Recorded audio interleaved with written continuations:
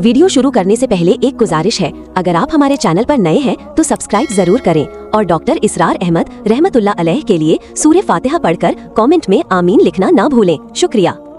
मन साम रमज़ान ईमानन व इहतिसाबन गुफिर लहु मा तक़द्दम मिन ज़ंबि व मन क़ाम रमज़ान ईमानन व इहतिसाबन गुफिर लहु मा तक़द्दम मिन ज़ंबि। तो सियाम और क़याम जो है, इन दोनों का हक अदा हो जाता है।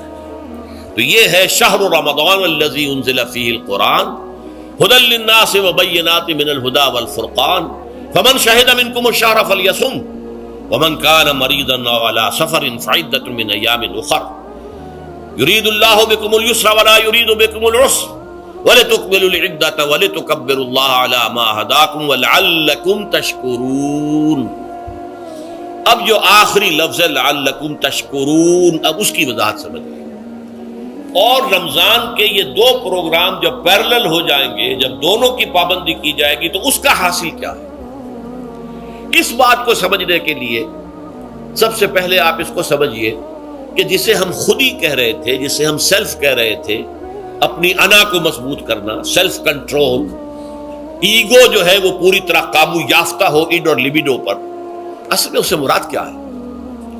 इस पर मैंने तफसील से बहस की है अज़मत सौम नामी अपने किताबचे में। वैसे ये है कि वो मुश्किल है, ज़रा फ़लसफ़ियाना उसका अंदाज है, लेकिन ये है कि वही बातें आसान अल्फाज में जो दूसरा किताब चाहे अज़मत सियाम व क़याम रमज़ान मुबारक, वो आसान है।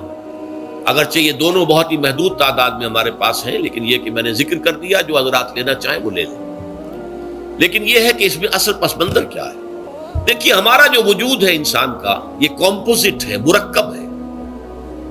हमारे दो वजूद हैं जो जोड़ दिए गए। कैसे जोड़ दिए गए हम नहीं जानते, लेकिन है दो वजूद। एक वजूद हैवानी है, मैंने अर्ज किया था पहले ही, हर इंसान एक हैवान भी है मुकम्मल, सारे हैवानी तकाज़े हमारे अंदर भी है। लेकिन हैवान और इंसान में बुनियादी फर्क यह है कि इंसान का जो असल वजूद है वो रूहानी है।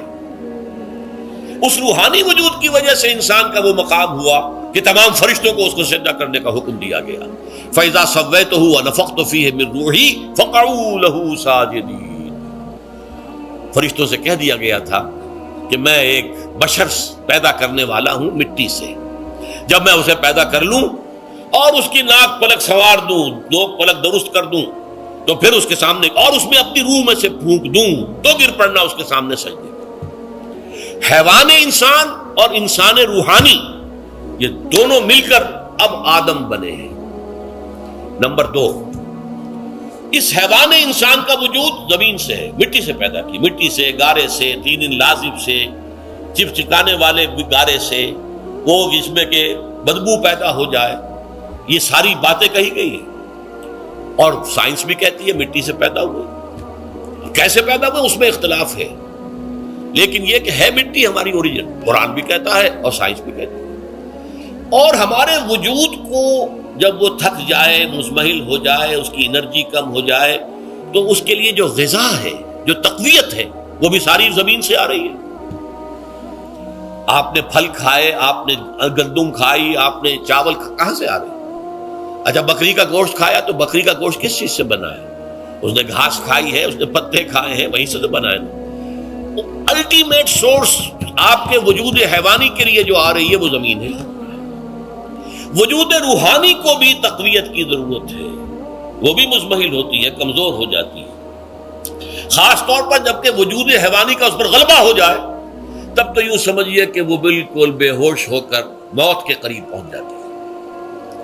इसकी तक़वियत, इसकी ग़िज़ा वहीं से आई है जहां से रूह आई है। वो कलाम रब्बानी है, रूह रब्बानी। नफ़ख़्तु फ़ीहि मिन रूही मिन रूही मिन रूही, मैं फूंक दूं उसमें अपनी रूह में से।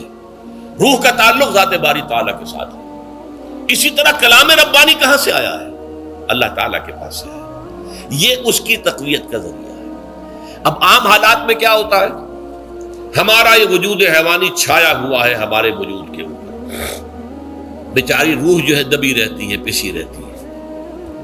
अगर खुदा ने खास्ता हम गुनाहगार भी हैं, गुनाह पर गुनाह का इर्तिकाब कर रहे हैं, तो वो रूह जो है वो कल्ब के आईने शीशे के अंदर है। फीहा मिसबाह, अल मिसबाह फी ज़ुजाजा, الزجاجۃ کأنہا کوکب دری، قلب جو ہے ایک شیشے کے مانند ہے جس کے اندر روح کا چراغ جل رہا ہے۔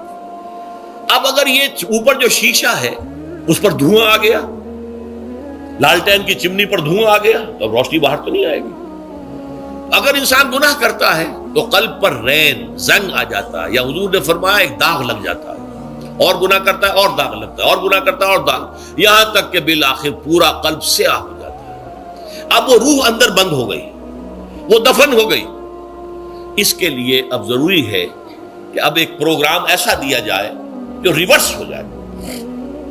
دن میں روزہ رکھواؤ تاکہ وہ جو اینیمل انسٹنکٹس ہے وہ دبے، تو جب یہ وزن جو ہے اس کے اوپر کم ہوگا تو کچھ سائی آف ریلیف اسے ملے گی۔ جیسے بے ہوش آدمی پڑا ہے، اسے کوئی ہلکا سا ہوش آ رہا ہے، آپ نے پانی کے کچھ چھینٹے دیے، اس کے بعد آپ نے رات کو کھڑے ہو کر قرآن کے انوار کو اتارا، بارش برس رہی ہے روح انسانی کے اوپر، قلب روحانی، قلب انسانی کے اوپر، جس میں کہ وہ روح جو ہے وہ دفن ہے، وہ زندہ ہوگی اثر نو، ہوش میں آئے گی، اور ہوش میں آئے گی تو دو کام ہوں گے۔ ایک تو اسے قرآن کی عظمت کا احساس ہوگا، یہ قرآن میری حیات تازہ کا ذریعہ بنا ہے، میں دب گئی تھی، میں پس گئی تھی، میں بے ہوش تھی، میں نیم مردہ تھی، اس قرآن کی بارش نے، یہ ترشح جو ہوا ہے مجھ پر، اس نے مجھے حیات تازہ عطا فرمائی۔ یہ جو قدر کا احساس ہوگا قرآن کا، لعلکم تشکرون، تاکہ تم قرآن کی عظمت سے واقف ہو۔ ایک انسان بھوک کی وجہ سے اس کا شوگر لیول اتنا گر گیا کہ بے ہوش پڑا ہوا، اب ظاہر بات ہے کہ آپ اسے کچھ پانی کے چھینٹے دیں گے تو کچھ ہوش میں آئے گا، پھر غذا دیں گے تو اب وہ پوری توانائی پر آئے گا، تو معلوم ہوگا اسے اس غذا کی کیا قدر و قیمت ہے۔ اگر آپ کو بھوک ہی نہیں لگتی تو غذا بے معنی شے ہے، پیاس ہی نہ لگے تو آپ کو کیا معلوم کہ اس پانی کے اندر کتنی بڑی عظمت ہے، یہ میرے لیے کتنا بڑا انعام و احسان ہے اللہ کا۔ وہ تو پیاس پر، جان پر بنی ہوئی ہو، اور پیاس اس وقت آپ کو ایک گھونٹ پانی کوئی دے دے تو آپ کو معلوم ہوگا دنیا و مافیا سے بڑھ کر ہے یہ ایک گھونٹ پانی جو مجھے ملا۔ اسی طرح جب روح دبی ہوئی تھی حیوانی وجود کے بوجھ تلے، جبکہ وہ نیم خابیدہ یا نیم بے ہوش یا بالکل بے ہوش تھی، وہ دن میں تو روزہ رکھ کر اس پر سے حیوانی وجود کا وزن کم کیا گیا، اسے ایک ریلیف ملی۔ رات کو قرآن مجید کے انوار و برکات اس میں جذب کیے گئے تو اس کو پوری توانائی حاصل ہوئی۔ اس پوری توانائی کا پہلا نتیجہ تشکر، قرآن کا شکر۔ الحمدللہ الذی انزل علی عبدہ الکتاب ولم یجعل لہ عوجا۔ پھر وہ قلب کی گہرائیوں سے نکلے گا۔ سارا شکر اس اللہ کے لیے جس نے اپنے بندے پر صلی اللہ علیہ وسلم کتاب نازل کی، اور اس میں کوئی کجی نہیں رکھی، کسی طرح کی ایش پیش نہیں۔ یا تبارک الذی نزل الفرقان علی عبدہ لیکون للعالمین نصیرا، بڑی بابرکت ہے وہ ذات جس نے اپنے بندے پر فرقان نازل فرمایا تاکہ وہ تمام جہان والوں کے لیے نذیر اور خبردار کرنے والا بن جائے۔ یہ قرآن کی عظمت کا احساس، اور ظاہر بات ہے جس قدر کسی نعمت کی قدر و قیمت کا احساس ہوگا اسی قدر تو آپ شکر ادا کریں گے۔ اگر آپ نے کسی بچے کے ہاتھ پر ہیرا رکھ دیا، اسے کیا پتا یہ ہیرا کس بلا کا نام ہوتا ہے، وہ سمجھے گا کانچ کا ٹکڑا ہے۔ لیکن اگر کوئی واقعتاً کوئی جوہر شناس ہو، جوہری ہو، اس کو آپ ہیرا دیں گے تو اسے معلوم ہے کہ مجھے کیا چیز دی گئی ہے۔ اس کے اندر جو شکر پیدا ہوگا وہ اس بچے کے اندر تو نہیں پیدا ہو سکتا جسے معلوم ہی نہیں۔ تو قرآن مجید کی اصل عظمت سے انسان واقف کب ہوگا؟ جبکہ اس کے ذریعے سے اس کی روح کو ایک حیات تازہ مل جائے، اور اس طرح وہ پروگرام ریورس ہو جائے جو عام طور پر چل رہا تھا۔ ساری توجہ اپنے جسم پر، اس کے تقاضوں پر۔ جسم میں تھوڑی سی پھنسی نکل آئی ہے، بھاگ رہے دوڑ رہے ہیں اس کے علاج کے لیے۔ کوئی اور مرض لاحق ہو گیا، بھاگ رہے ہیں دوڑ رہے ہیں اس کے علاج کے لیے، بڑی بڑی فیسیں بھی دے رہے ہیں۔ ساری جسم کی پرواہ ہے، روزانہ نہا رہے ہیں اور اچھے سے اچھا صابن لا کر نہا رہے ہیں، وہ جسم کی پرواہ ہے نا، اس کی دیکھ بھال ہے، روح کی طرف توجہ ہی نہیں۔ یہ ہے وہ بات جو کہی گئی ہے سورہ حشر میں، اور جسے علامہ اقبال نے پھر اپنے فلسفہ خودی کی اساس اور سورس قرار دیا ہے۔ وَلَا تَكُونُوا كَالَّذِينَ نَسُوا اللَّهَ فَأَنسَاهُمْ أَنفُسَهُمْ أُولَٰئِكَ هُمُ الْفَاسِقُونَ۔ دیکھو اے مسلمانوں، ان لوگوں کے مانند نہ ہو جانا جنہوں نے اللہ کو بھلا دیا تو اللہ نے انہیں اپنے آپ سے غافل کر دیا، اور یہی لوگ فاسق و فاجر ہیں۔ یہ سوال پیدا ہوتا ہے کہ انسان اپنے آپ سے کہاں غافل ہوتا ہے؟ جہاں اپنے وجود حیوانی سے غافل ہوتا ہے؟ کیا بھوک لگتی ہے تو ادھر ادھر منہ نہیں مارتا؟ غذا کو حاصل کرنے کے لیے کوشش نہیں کرتا؟ پیاس لگتی ہے تو کیا پانی یا کوئی اور مشروب تلاش نہیں کرتا؟ کوئی بیماری لاحق ہوتی ہے تو کیا اس کے علاج کی طرف توجہ نہیں کرتا؟ اسے آرام کی حاجت ہوتی ہے تو آرام نہیں لیتا؟ اپنے اس وجود سے تو غافل نہیں. کون سے وجود سے غافل ہوا ہے؟ وہ روحانی وجود سے غافل ہے. بھول گیا کہ میرے اندر روحانی وجود بھی ہے اور اس کا تعلق ذات باری تعالیٰ کے ساتھ ہے. اس نے سمجھا کہ میں بس حیوان ہوں، نرا حیوان ہوں، اپنے اس وجود کی اصل حقیقت ہی سے بے خبر، غافل. چنانچہ آج کے دور کا سب سے بڑا المیہ کیا ہے؟ ڈارون کے نظریے کے جو اثرات پیدا ہوئے ہماری معاشرت پر، ہماری سوچ پر، ہمارے فکر پر، ہمارے فلسفے پر، ہماری سوشولوجی پر، وہ کیا ہے کہ ہم بھی نرے حیوان ہیں. اللہ کا خیر سب. یہ سب سے بڑی محرومی ہے اس دور کی کہ انسان اپنے اصل شرف سے خود ہی مستعفی ہو گیا. ہمارا کوئی وجود ہے ہی نہیں روحانی وغیرہ. روح کسے کہتے ہیں ہم نہیں جانتے، بس یہ جسم ہے. ہم اللہ کو نہیں جانتے کون ہے کون نہیں ہے. ہوگا ہم تو اس کائنات کو جانتے ہیں. ہم روح سے واقف نہیں، ہم تو اپنے جسم کو واقف. آخرت سے ہم اب ہمیں کچھ پتہ نہیں، شاید ہو شاید نہ ہو، کچھ پتہ نہیں، لیکن یہ زندگی تو ہے، اسے ہم جانتے ہیں. یہ ہے آج کے انسان کا سب سے بڑا المیہ. اور یہ ہے ماس اسکیل کے اوپر ارتداد، ذہنی طور پر مرتد ہو چکے ہیں. انسانوں کی عظیم اکثریت مرتد ہو چکی ہے. یہ ہے در حقیقت کہ روزہ جو ہے اس پروگرام کو آ کر ریورس کرتا ہے. دن میں کھانے پینے، جنسی تقاضے پر پابندی، وہ وجود حیوانی کا وزن کچھ کم ہے. روح جو دبی ہوئی تھی، یا سسک رہی تھی یا بے ہوش تھی یا نیند مردہ تھی، اسے کچھ ریلیف ملا. اب اس کے اوپر قرآن مجید کے تیرے ضمیر پہ جب تک نہ ہو نزول کتاب، گرہ کشا ہے نہ رازی نہ صاحب کشاف، ہمارے دلوں کے اوپر بارش ہو رہی ہو انوار قرآنی کی. وہ ظاہر بات ہے کہ بغیر سمجھے تو نہیں ہوگی بارش. وہ تو آپ کچھ سمجھ رہے ہوں گے تو بارش ہوگی، ورنہ تو یہ ہے کہ ٹھیک ہے میں پہلے بھی عرض کر چکا ہوں آپ کو ثواب تو ملے گا، لیکن یہ ہے کہ وہ اصل مقصد قرآن کی عظمت کا قلب کی گہرائیوں سے اعتراف جو ہے، اور اس پر اللہ کا شکر تو ادا ہوگا. لعلکم تشکرون، جبکہ قرآن مجید جو ہے آپ کے قلب کے اوپر نازل ہے، اس کا مفہوم نازل ہے.